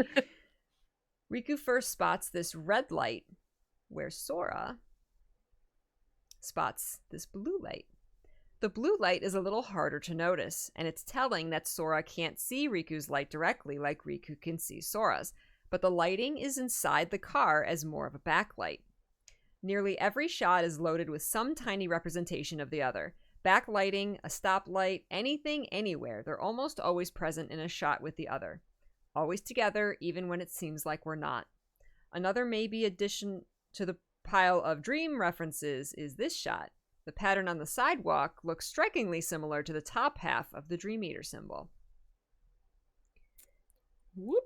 Though this is shown in a later shot to be a repeating pattern on the sidewalk he's walking down, it's still a purposely framed shot, so it's at least worth noting. It's at least worth going, interesting. Basically.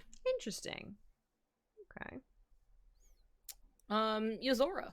Yozora being here is one, wild, but two, another link to the whole dream theme that kind of strengthens things in both cases. Seeing as he initially shows up in Toy Box, the world that's a concentrated rehash of Dream Drop Distance mechanics and themes, which we will get into a little. This used to be like at the bottom. Either way, we will get into it very shortly. A rehash of Dream Drop Distance mechanics and themes, and now this, another distinct repeat of Dream Drop Distance, tells that start like a dream. It's safe to say that something to do with dreams is happening. Following up on that Dream Drop Distance theme revolving around Sora and Riku, Yozora is composed almost entirely of aspects of Sora and Riku. Let's make a fun list. I remember making this list and then like abstaining from some just because I was like, people are just gonna be like, now you're just reaching. But like let's see. 1, he has 2 colored eyes, red and blue, Sora and Riku, respectively. 2, his name is Yozora, means night sky. Verum Rex means true king. 3, his outfit is clearly like Riku's, although Sora is wearing it in Toy Box for no explained reason, and even questions it. 4, his hair parts from the same spot on his left, like Sora's does, which was like one thing I kept and then I put in later. I was just like, because it's true, it parts in the same place as Sora's. 5, he at least in Verum Rex wields an arrow gun, Sora, and a broadsword, Riku. Which I think some people just didn't realize because like a lot of the promotional material and everything was showing Sora with I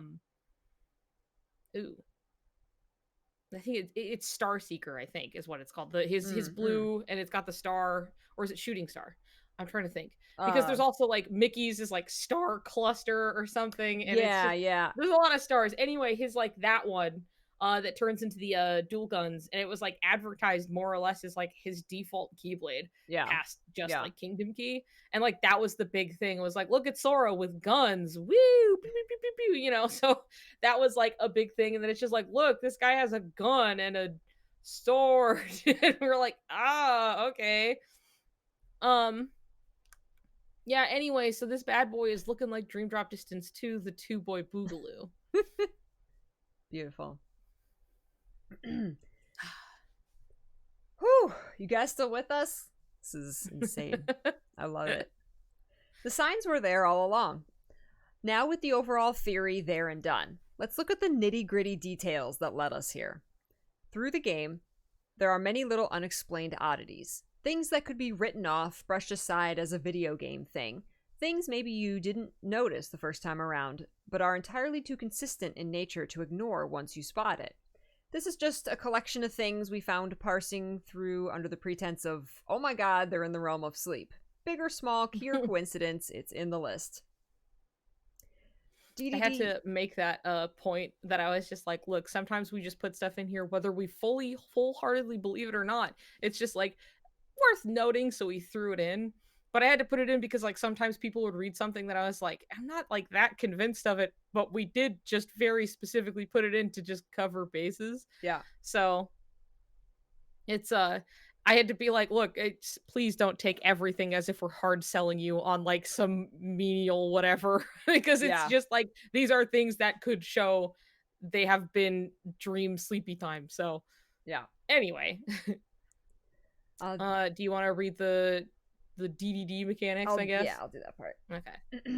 So the DDD mechanics. Games tend to add new mechanics and improve on what's old. It's easy to write these things off as simply video game stuff, which is fair.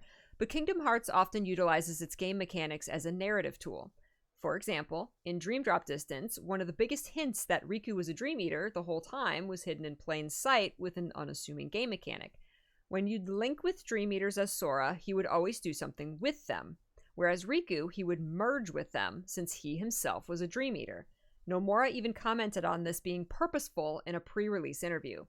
Sora cooperates with the Dream Eaters directly, but Riku combines with them and fights as an individual. Why is that? Nomura says, the difference between them was something I decided on from the very beginning, but how the styles would be. I knew it'd have to be clearly defined. From the start, I wanted the system and the story to link, so their difference, too, has meaning and a reason for it regarding the story. The last scene will have a lot of impact.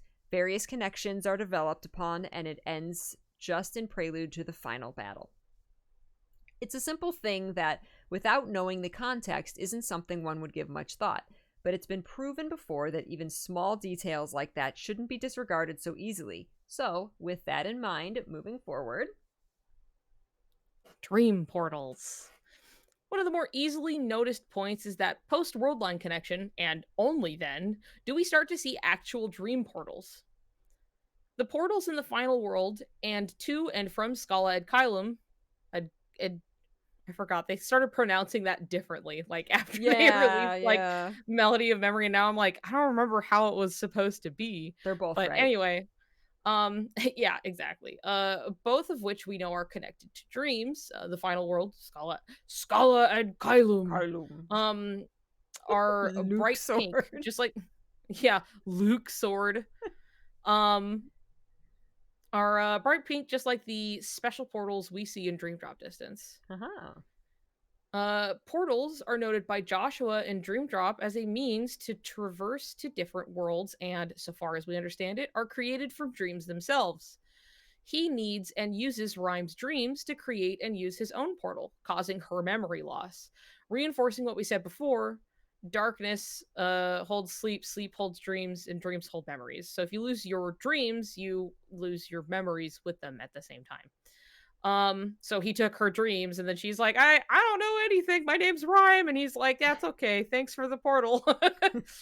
She's better later, it's fine. His portal is unlike any other colors we're shown, being a kind of yellow-green. This may be due to the circumstance of jumping between a world and its dreamt-up copy. Interestingly, the KH3 battle gates are all blue, for whatever distinction that's worth. We're not sure if it means anything really, but it's worth acknowledging at least. The important takeaway is that we've repeatedly been shown these portals being used to traverse from the real world to dreams, and vice versa. Riku uses one of these portals to go from the real world into Sora's sleep, to dive down to his heart, lost deep in the abyss. Interestingly, darkened and murky with nightmares. Also by Sora to travel through Xehanort and into Scala ad Kylum. Scala ad Kylum. Okay. Dream Eaters. Another game mechanic turned really big tell. Another game mechanic turned really big tell is our cat dog thing shaped like a friend. His name is Bumpus, and this is absolutely vital. It's true. And it's very important. His name is Bumpus. Generally, Dream Eaters only exist inside dreams or sleeping worlds to protect whoever or whatever is dreaming from nightmares. The end of DDD makes a point of Sora going back into the sleeping world Traverse Town to say goodbye to them. In KH3, however, we're given our summon MacGuffin called a Heartbinder. Despite that it's got the symbol directly on it, there's still no mention of dreams or Dream Eaters, just that it's a charm that works for Sora as his strength comes from his bonds with people. This is a Heartbinder. What's even more interesting is that every single Link summon otherwise in some way incorporeal, as in not real, some kind of element and or pulled from somewhere far away where Meow Wow, Bumpus, is by comparison seen as completely normal. This blew my mind when I read this. I was just like, no, are you kidding? No, like I didn't even notice that. I was like, why? There's no reason for Bumpus to be perfectly solid. Sora hugs him. He's solid. All the Dream Eaters. Little smooth. When it explodes, every Dream Eater is completely solid, just like you see him in Dream Drop Distance. But every other summon, you can see Stitch is a hologram, Simba's fire, Ariel's water, Ralph is like also like a hologram. Like hologram kind of stuff. Yeah, like digital. I lost my mind. I was just like, no. This is something I remember so casually, like, coming across in passing. I was just like, because I was getting screenshots, right? And so I was just going through some stuff, and it's just like, yeah, here's playing with Bumpus. And then I like paused for a moment, and I was like, well, hold on. Wait a second. Like, okay, wait. Like, why can't we like see him though? Right. And like, I was like, so, but like, what about the other summons? It just like something, I don't know, like something made me go look. And then I was like, well, hold the phone. Hold up. What is happening? And you wouldn't even like, you'd be like, Simba is fire. It just looks cool. But there's no reason for Simba to be made of fire. Right? Like, why is Ariel like, I think like even then water? It's like he's still like, you can kind of still like see through, like he's not like totally solid, but like I couldn't get a great screenshot, but I was like, yeah, here he is, but they're all just kind of like elemental something or other, like not normal, you know? Yeah. But I love to see Ariel. I see her face. I am brought joy. Okay, so flow motion and attraction flow. This is one, I even talked about this on stream the other day, that like not all of these are like hard sells from me. Like I put this in as I was like, I'm not even convinced, but I'm gonna put it in anyway. Yeah. We'll just see. But with flow motion specifically, attraction flow, that's a different story. So we see them, they're swoosing around, you know what? It's like, what? Walk on air? We can't do that. What? It's like, we can, and then he, you know, interesting, gravity not binding, you know, whatever he's defying, he's doing his thing. He's doing whatever, you know. Flow motion is the biggest example of simply bringing forward pre-established game mechanics, especially seeing as it's showcased a bit in 0.2, though not nearly on the level of what Sora is doing constantly. So this by itself isn't strictly a dream mechanic, but it remains that we've literally only ever been introduced to it being a thing within the Sleeping Worlds in Dream Drop distance. And then we have attraction flow. And I love attraction flow. Look at them. They're so fun. Like, they may not be useful all the time, but they're so fun. And sometimes that's all you need. Look how happy Flow Sora motion, is riding these I rides. know! He just wants to go to Disney World. It's so great. It's so, like, fitting for him, you know? It's just fun. While flow motion can be seen as a magically enhanced kind of physical skill, attraction flows are pretty much just summoned magical light rides made of fun, dreams, and fairy lights, much more akin to reality shifts than anything else. They even share the dreamlike carnival motifs that Dream Drop had. And then Ultimania update. There's a section showing showing concept art and planning for attraction flows. And it's like, it's like fun, it's neat to see. In the bottom corner, there's an in-game concept example with Sora in his Dream Drop outfit, set in Dream Drop Distance's Traverse Town.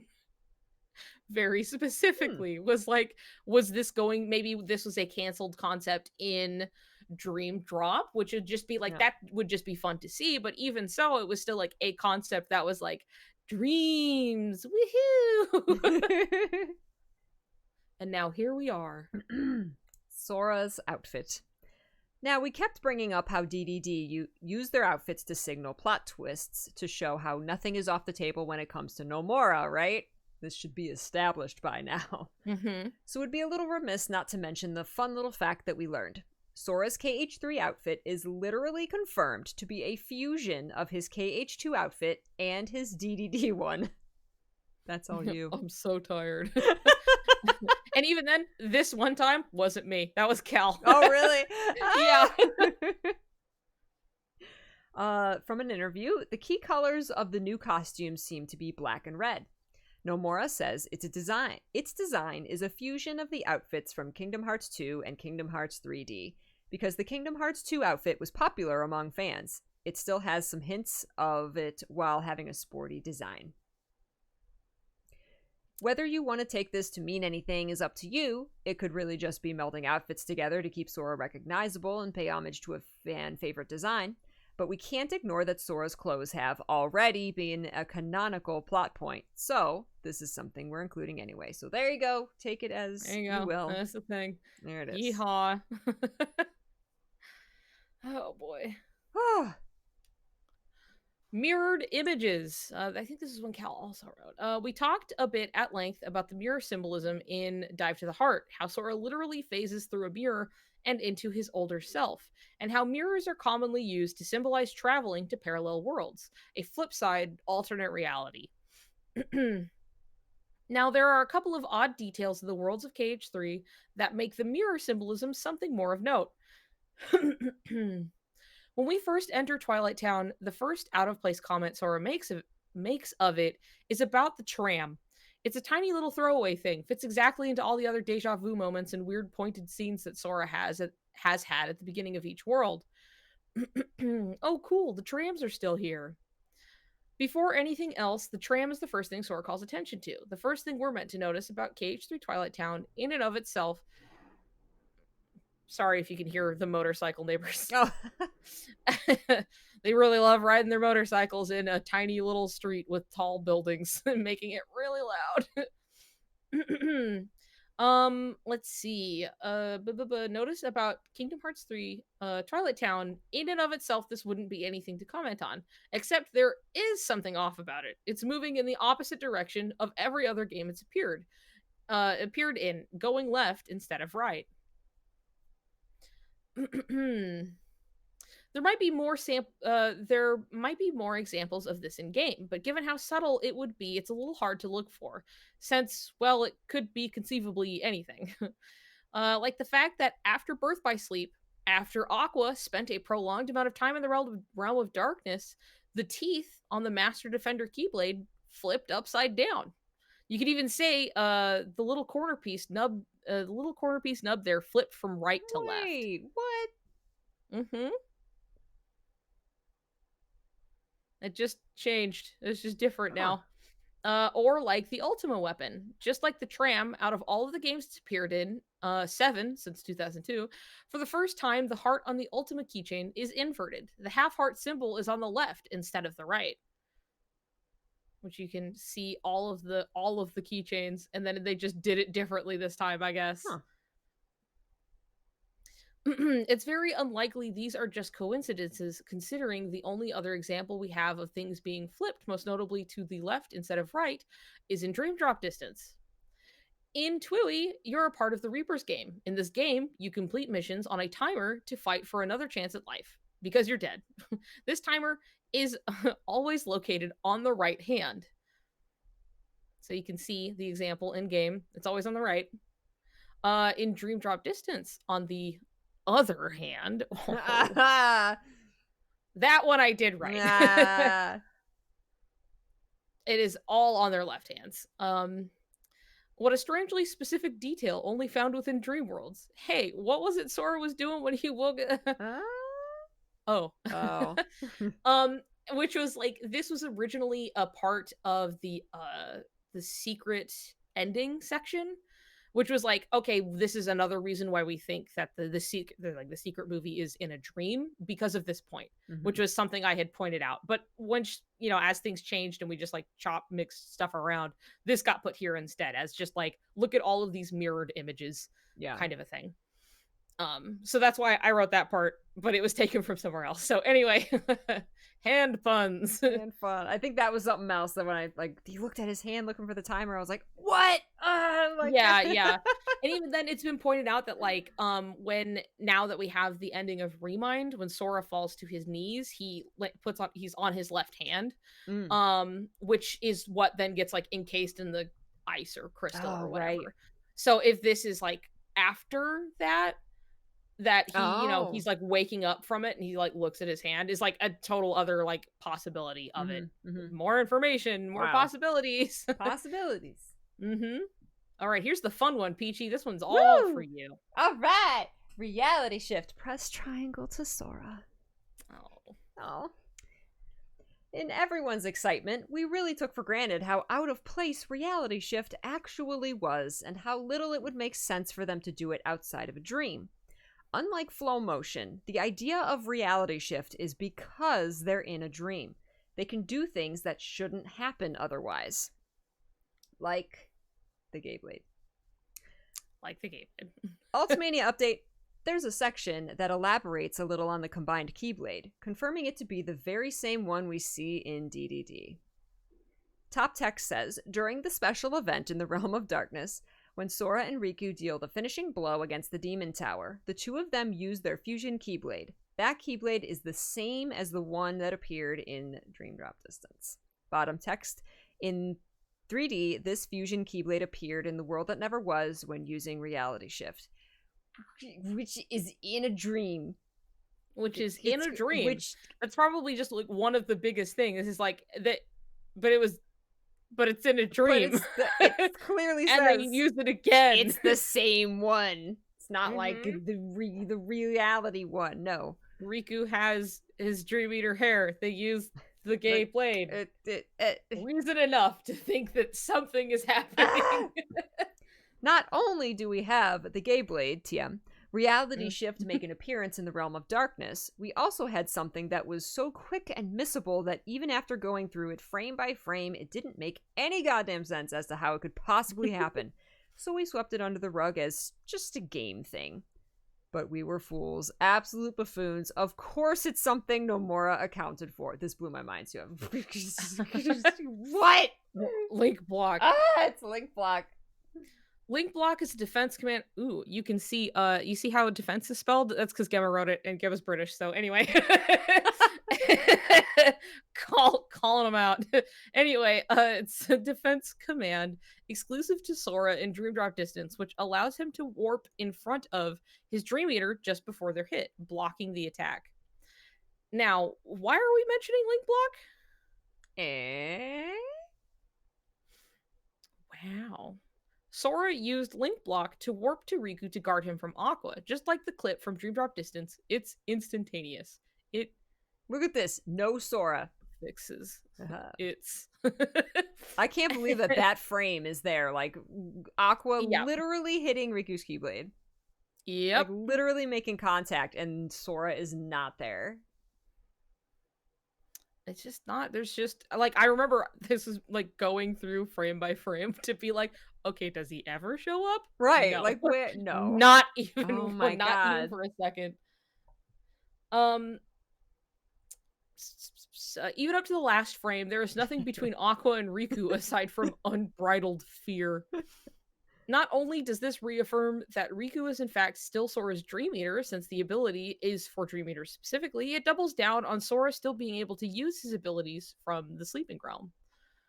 This otherwise shouldn't be possible with the rules we currently know. Riku states at least this much in Dream Drop Distance. I know I'm back in the real world, but I still have my Dream Eater powers. Which means he still hasn't woken up. Does this mean every time Sora goes down for a little nappy, Riku gains his Dream Eater powers? We don't know. But we at least know that Riku's Dream Eater status requires Sora to be in some state of sleep. Thus, Sora using a Dream Eater specific ability when he uses to jump to Riku would point to him being in Sleepy Time Junction, and Riku a Dream Eater because of it. Dun-dun. So good. Multiple drops. As discussed previously, I'm sorry, did you want to? No. I just Okay. I was just like, ah, and then there was enough silence that I was like, uh-oh, I wasn't going to say anything. So, It's a lot to process. It's a lot to process. Yeah. As discussed previously, we have a very clear drop point for Riku during 2.9. The scene transitions from inside the Demon Tower to a black screen with only Mickey calling out to Riku to wake up. But this isn't the only time that it happens. Is that Mickey? Riku. Wake up! God, he's so pretty. God, he's so At pretty. those eyelashes again. I Damn know. it. Stop it, Riku. In Corona, Marluxia puts Sora to sleep, something easily brushed aside and accepted as a way to move the plot forward. However, Sora, wake up. Is that Donald? Who was that? I I forget. don't remember who that was. I was even playing through 3 recently, and I'm like, oh, what was that? Who I was don't that? Sleepy remember. boy. They were both just like, and then he got licked awake by a horse. So whatever. It plays out exactly as it did for Riku. It transitions from the black screen, they're being asked to wake up, and we have a close-up of the face. The only thing different here is that Sora gets a lovely bath from Maximus. Bonus note, the music that plays during this scene is actually a cut-off version of the song Nightmare from Dream Drop. With the Datamined files, you can hear the whole song after the cutoff point. This song plays during young Master Xehanort's entire spiel about time travel, which certainly warrants being called a nightmare. Anyway, this additional drop certainly isn't the only one. In fact, it happens a number of times through several different worlds, and it's often, but not always, accompanied with the same drooping noise? Dropping noise. It's just that The same drooping noise recognized from Zigbar's drop scene in Olympus. Below, we'll list the other drops with links to a timestamp video. This way you can both hear and see what we're talking about. Oh my gosh, there's so many. Yeah. I had to go find like all of them. Oh my goodness. Let me see. Can I do it? That doesn't work. Because I definitely put it's like they're definitely time stamped, but like Yeah. you'll come to recognize the noise at the same time, where it's just like zoop, And it's like, it always like, it's like a build up and a cut off kind of a thing. Okay, I'm so sorry I have to do it this way with how I have this set up. I'm sorry, it's not easy. No, it's only not easy because of how I've done this, and I'll change that for next time. So like, here's Corona. Roxas, I'm gonna find you. Do you see Kairi? So weird. So weird.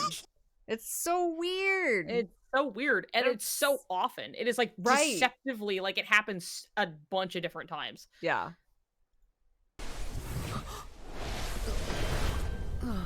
Sleepy boy time. Sora!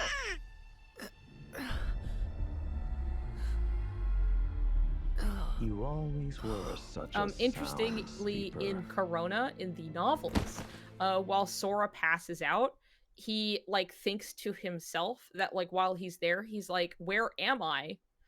This place seems familiar." Before like eventually waking up again. So it was just like, it was such an odd like passing comment that it was just like he commented like on like he was falling asleep and that he was like in some place and was just like, where is this? Where am I? And how come it seems like I've been here before? And it's just like, very interesting that you say that, sir. Right. Here's the others.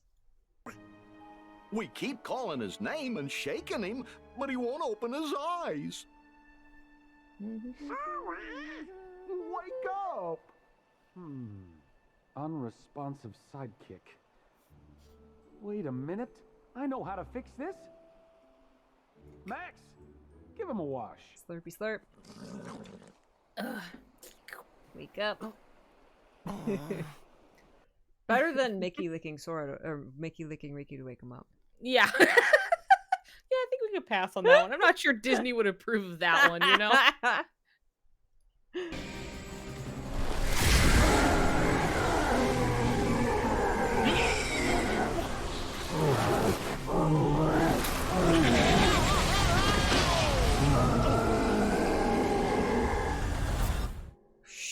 There's the the droop. Zoop. A lot of reason that sound effect. Here's Zigbar's death.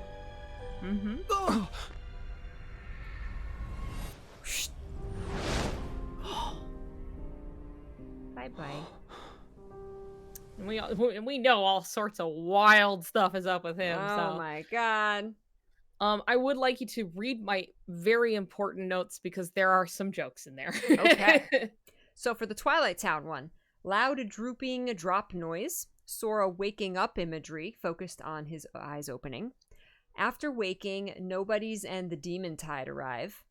Also after waking, we first finally see other living people. Very interesting. Corona, same thing for Corona. In Arendelle, there's the loud drooping drop noise. Sora wakes up on the ground after unexplainably reappearing. Imagery of Snowball protecting Sora from Big Purple Blast seems pointed enough to at least point out. Time is just stopped, apparently. Arendelle has 2 instances of waking up, actually. Waking up to Olaf can only be described as a fever dream. Oh, wait, we didn't watch that one. Hold on. Oh, Olaf. And like this one doesn't have like a noise so much, but it's just another thing of like, and then they passed out, and then they woke up, and they keep doing this over and over. But I was like, I'm willing to write this one off, but like they still do it, and I'm still collecting these, so here you go. Right. Let's just acknowledge.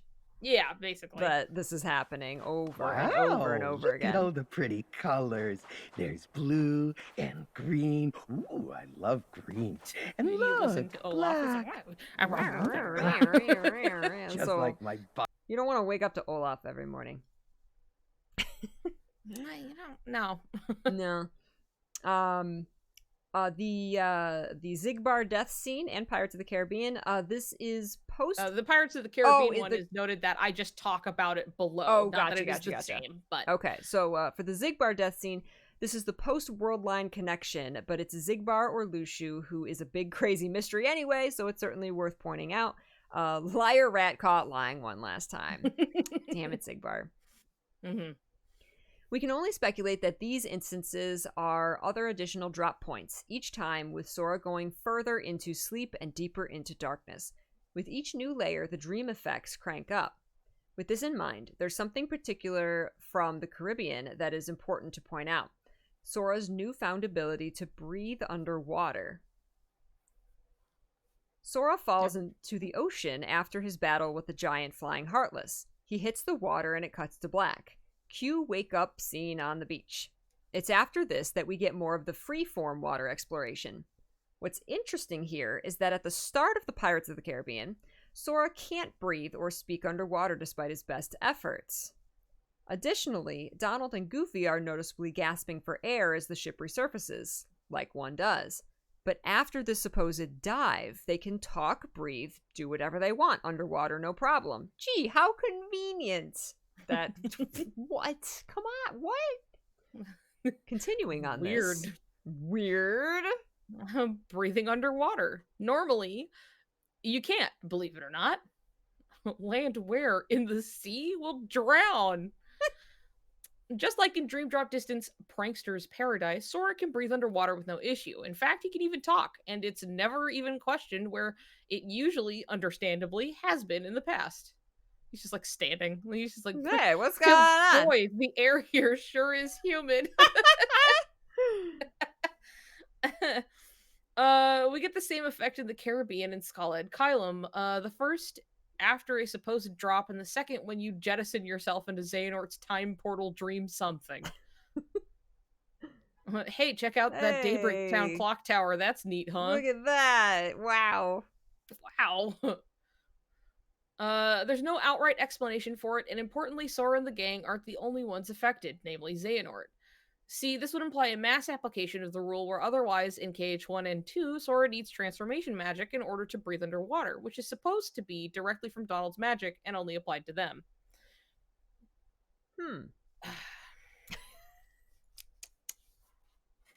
Oh my goodness. Oh my goodness gracious. Oh my gosh. Balls of fire. Indeed. Let's see. It's been almost another 2 hours. So yeah. If we're gonna keep going, we're halfway through the doc. It is 1 a.m. for me. Yeah, it is late. I'm trying to decide right now if we want to just cut this off halfway and do another night, do another 4 hours. I feel like that's not a bad idea. Simply to give, like, if you want the other follow-up to have the same kind of length to it, then... Right. I think if we keep going, we're going to just kind of get really, like, I'm really tired. My mouth is, like, super dry. Yeah. So I would rather start this again fresh and do the second half fresh. Absolutely. So I think we're going to stop it here. The link is in the chat. If you guys want to read the doc yourself, go through it, please do. It'll be up on YouTube at some point. So if you're watching it on YouTube, all the links are down in the description. So there you go. Please follow Niku at all the places. Twitter, Nikutsune, everywhere. Let me do this. Do the thing. All that fun stuff. Here's the follow. There it is. Me. All right. Love that. Parts. Love it. Oh my god. Thank you guys all for being here. This was so much fun. Yes, I want to geek out for the rest of it with the same gusto. But it is 1 a.m. for me, so I'm super tired. So we will schedule the rest of this another time. Yeah, this will also give me some time to finish some of the latter half of the bits. You did say that you... So that's true. Good. Bought myself time. I live another day. Anything else you want to plug or... anything? Not that I can think of, I guess. I mean, even within the doc, it has links to everybody who helped work on it. Whether it was just like a small part or whatever, like everyone's in there. So you can check everybody out if you want. But otherwise, I stream myself, I talk about stuff, I hang out, and I make funny jokes. And I draw, I guess I do that too. And write this thing, so I don't know. It's non-stop entertainment desire. So here. You won't regret it. Yeah, exactly. Listen to Peachy. Peachy has such good taste. Wow. If you like Peachy, believe everything she says about me. It's true. I only speak truths. Exactly. And I only tell lies, so Mhm. now you figure it out. Oh my god, it's my brain Anyway. is fried. Anyway, yeah. So thank you everybody. We will announce on Twitter when we're doing this again. Yeah. We'll figure it out. That's great. So good night everybody. Thank you so much for watching. Good Take care. night. Thank you. And, love you guys. Bye. Bye. Bye-bye.